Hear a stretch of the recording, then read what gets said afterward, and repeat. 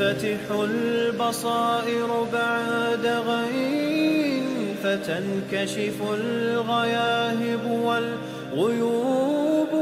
بسم الله الرحمن الرحيم. الحمد لله رب العالمين والصلاة والسلام على أشرف المرسلين. أيها الإخوة والأخوات, assalamu alaikum wa rahmatullahi wa barakatuh. Bonjour à toutes et à tous et que la paix soit sur vous. Nous poursuivons avec le sage Ibn Ata'illah al-Sakandari qui dans l'une de ses sagesses nous dit la chose suivante. Min alamat ittiba' al-hawa al-musara'atu ila nawafil al-khayrat wa at-takasulu 'an al-qiyam bil-wajibat. Ce qui signifie, parmi les signes qui montrent que l'on suit la passion, il y a le fait de s'engager activement dans la réalisation des œuvres de bien surérogatoires, nawafil al-khayrat, et de montrer au contraire de la paresse dans l'accomplissement des devoirs et wajibat.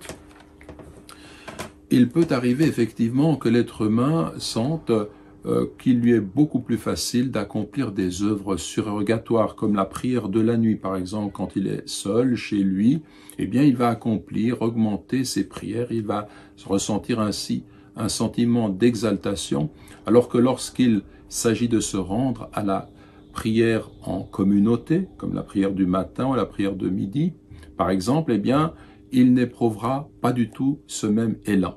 Et Ibn Ata'illah al-Sakandari nous rend attentif au fait que si tel est le cas, il y a là l'indice que l'être humain suit la passion de son ego plutôt que de suivre l'ordre voulu par Dieu. Pourquoi? Parce que quand il agit ainsi et il multiplie ses œuvres surérogatoires, cela signifie qu'il se regarde agir et il se distingue ainsi du commun des mortels. Par contre, quand il va prier en communauté avec tous les musulmans, le commun des croyants, si vous voulez, eh bien, il ne pourra pas se distinguer ainsi.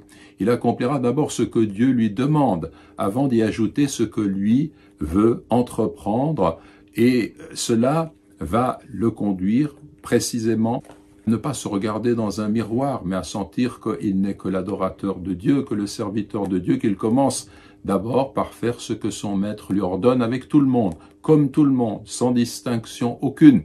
Puis ensuite, il peut ajouter des œuvres surérogatoires, mais un élément de la correction de notre être intérieur, c'est de faire d'abord ce que Dieu nous demande et d'y trouver notre plus grand bonheur. Et le reste vient s'ajouter à cela. Vous voyez combien sont précises les recommandations ou les indications de ce grand maître Ibn Ata'illah al-Sakandari, que Dieu fasse que nous soyons de ceux qui suivent cette voie avec compréhension, avec sincérité, avec attention.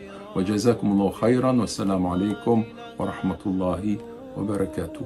وتطوى ذكريات كالحات لها في الصدر إن نشرات نعيب.